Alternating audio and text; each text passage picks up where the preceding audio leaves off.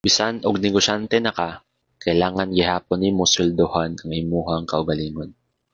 Hi guys, this is Jesse Alcaraz. I am a certified public accountant, a licensed financial advisor, and also a college instructor. So this topic is a continuation of our discussion about accounting entity. Atong gi-discuss magud gabi is if ang negosyante is naa siya full-time job, nagadawat siya og sweldo and naa siya other sources of income. But how do we do it if full-time ka nga negosyante and ang imuhang sales, ang imuhang income sa business lang ang imuhang ginasaligan? One word, sweldo. So even if negosyante na ka, kailangan nimo sweldohan ang imuhang kaugalingon. You have to set a budget nga para sa imuhang personal nga mga expenses.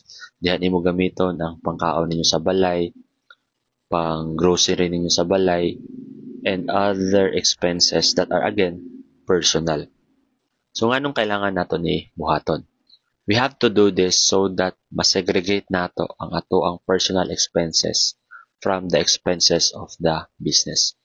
Kay kung magsigil na magutag kuha o gamit sa ato ang tindahan, magsigig baba ang atong inventory without increasing any sales. And matingala ta, anong sige man tapal? Ano mang sa kadugay-dugay sa panahon, sige tagpamaligya, wala man nagadako ato ang business.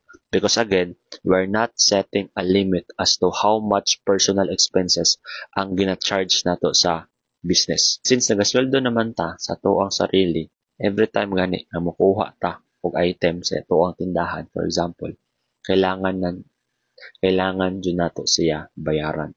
Dili pwede nga mokuha lang ka tas dili nimo siya bayaran, because again, it affects the records of our business.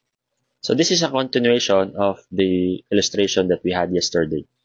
So, the owner and then the business. This time, the owner wala siya iyahang kagalingong sweldo because he or she is a full-time businessman and woman.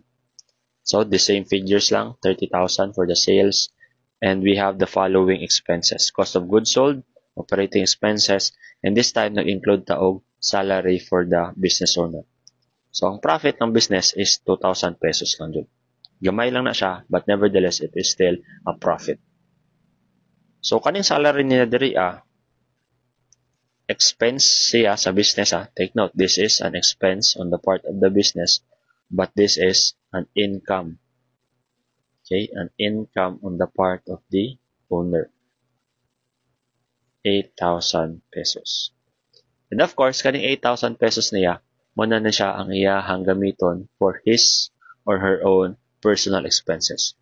Let's say we have groceries. 4,000 pesos. Rent. Na siya rent sa iyahang balay. Then, utilities. 1,000 and sa pa ba? Kana lang. So, 4, 6,000, 7,000. Na siya surplus nga 1,000 pesos. So in this case, the owner was able to have a surplus of 1,000 and also the business nga na siya profit niya 2,000. So the owner is doing well in terms of managing his or her own finances, as well as the business pod okay ang dagan sa iyahang finances. So, two things.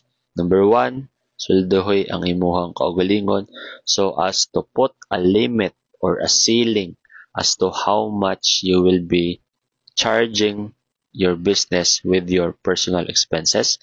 And number two, pay for the things nga kuhaon nimo sa imuhang business so that it will not affect its inventory and sales.